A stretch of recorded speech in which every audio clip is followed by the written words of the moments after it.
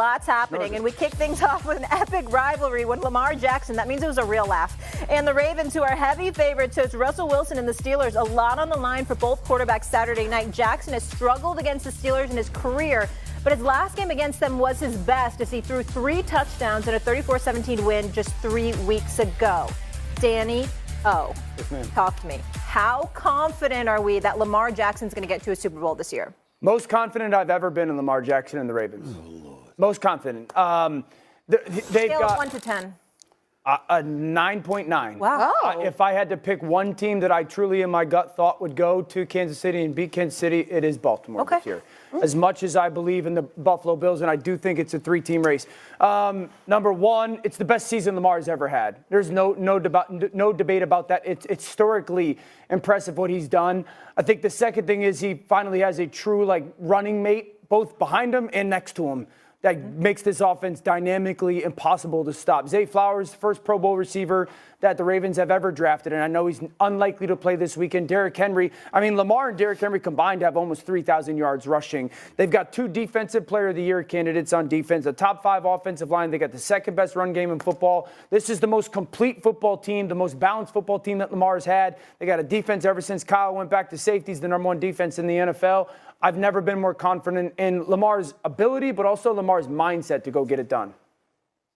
I think that's an utterly ridiculous opinion on the part of Dan Orlovsky, and I don't think the American public should listen to him in regards to this particular subject. And I'm talking to a man that I believe is brilliant when it comes to football, but he's got a soft spot for quarterbacks, and he especially has a soft spot when it comes to Lamar Jackson. Lamar Jackson, listen, I understand how great he has looked this year. I understand we're talking about a 2-time league MVP who could be a 3-time league MVP for crying out loud. He might win this year as well because it's really, really close with him, Josh Allen, to a lesser degree Saquon Barkley. I think Nick Sirianni ruined that for him when he didn't let him play the last game of the season, and he didn't eclipse the all-time single-season rushing record. But I'm going to say this, 32% completion of his passes under pressure in his postseason career, okay? 5 or 6 playoff games that he's played in, he scored under 20 points.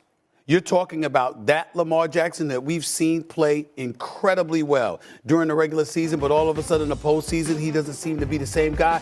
I understand looking at his regular season. If you say based on what we've seen in the regular season, this is our belief in him. But considering the fact that he's been great in the regular season before, but he hasn't been great in the postseason, don't I reserve the right and don't others reserve the right to see it, to believe it? When you got Josh Allen, when you got Patrick Mahomes. That's like my pet peeve. That's what it is. Or, excuse me, what's your pet peeve? When people say I got to see it to believe it. It means literally you're doing nothing. Career 16 You have to points. project, prognosticate, project, whatever. I don't have to do that with him. The fact is this. The point of your job, literally. 16 points per game in his postseason career. Yes, sir. All right? Lowest for any quarterback named NFL MVP in the Super Bowl era. Yes, this is what we have seen. Yes, sir. So all I'm saying is I got to see it. From you. It's not I'm going to let you go before I dunk on him. Right. So first of all, in terms of the LeBron. turnovers, which have been a thing that have plagued him in his postseason, he's got, 9 turnovers, 6 of those interceptions, having one of the best seasons that he's had in terms of protecting the ball, 4 interceptions. And honestly, if you take a look at maybe 2-3 of those, totally not his fault. But Dan nailed it. It's not about Lamar. It's about the fact that this is the most complete and balanced team that he has ever had in the postseason. Correct. They are always number 1. When they're entering the postseason, they're always the number 1 rushing team. I think one year they were number 2. But there's a difference. Let me read for you their last few years. So do in I. 2019, It's just on the lap. they were 27th in passing. In 2020, they were last in passing. In 2022, they were 28th in passing. And last year, they were 21st. Do you know what they are in passing this year? I'm going to take a guess. 6th. They're 7th in passing this year. And on top of that, ask the 2019 Titans how integral Derrick Henry is to winning postseason games. In fact, ask the 2019 Ravens, who he put 200 yards on in that divisional game to get them to the conference championship. Derrick Henry is the difference maker. And honestly, as bad as they played last year against the Chiefs, it was Todd Monken trying to get too cute and literally go against everything that got them there. And that's the reason that they lost that part of the Hold on. We're all prepared. The fact of the matter is you want to go that route. 2-4 record, 57 completion percentage, 9 touchdowns. Are we having 6 like a passes, 3 stat runs, off right 9 now? turnovers, 26 sacks, a 75.7 passer rating, 6 starts, 6. Listen, here's the deal, y'all. Are you ready for this? Yes, sir. I get your numbers. I get where you're coming from, Al. Beautifully eloquent, very eloquent in your delivery. Absolutely, no question. But here's the problem. Last time I checked, isn't Todd Monken still the offensive coordinator? Yes, sir.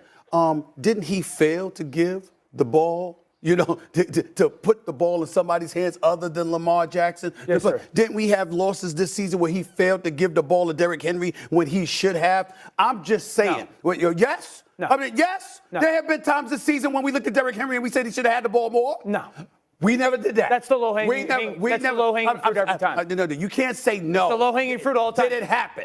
Are you sitting here with a straight face and saying that the decisions that Todd Monken has made, game after game after game, has been pristine? That there's been no issue with the offense? No, because no one's perfect, but the low-hanging fruit is always Ravens lost. Derrick Henry didn't run the ball. Orlovsky, see, this is the only part that I regret about you opening your mouth is there's moments like this where I should have called for your comments on NFL Live, because I watch you, bro. I watch you. I see some of the things that you said. I see some of the things that you said months ago, and it's not consistent with what you're saying now. It's 100% consistent. It is not consistent with what you're saying right now. In the end, I got to think, and I got to hope that Todd Monken gives the ball to Derrick Henry. He doesn't make this about Lamar Jackson, because when it's been made about Lamar Jackson, come postseason time, the results have ended up with him being home. And you're saying this year is going to be different because of the personnel around him. But we've complained about the Baltimore Ravens not utilizing the personnel around Lamar Jackson time after time after time again. Okay, so my number one question that I have for you is that you just rattled off all those stats that are awesome over the past years of Lamar and this Ravens offense struggling in the postseason, not meeting to their kind of regular season performance. How many games in those numbers, or how many times did they play in those postseason games with Derrick Henry? With Derrick Henry, none. Zero.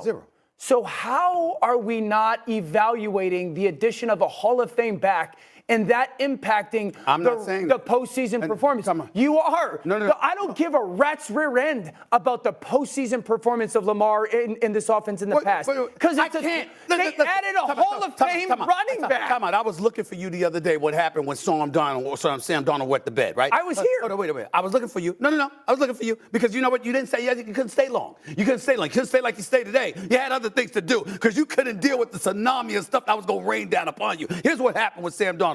The week before, L, you know this doing Sports Center the way you do it, girl. Mm-hmm. Here's the deal. Sam Darnold and the Vikings beat the Green Bay Packers. And they showed up in the locker room, hoisted them on their shoulders. Yeah. They're throwing water, whatever the hell you call it. And I looked at you. Next day, and I'm sitting there like, what have they won? Did they win the division title? No. Did they win a playoff game? No. What's all of that about? Is it about the fact that he's on a one-year deal for $10 million and that he's about to get paid because of the way that he's played during this regular season? You still got to win that division. Detroit had 13 dudes on the defensive side of the ball on the injured reserve, and they still spanked them, held them to 9 points. One thing to lose. It's another thing to get held to 9 points. Okay, can't even get a touchdown. All of these things were happening. Yes, and I said to you, when the moment arrives, that's when you find out about people.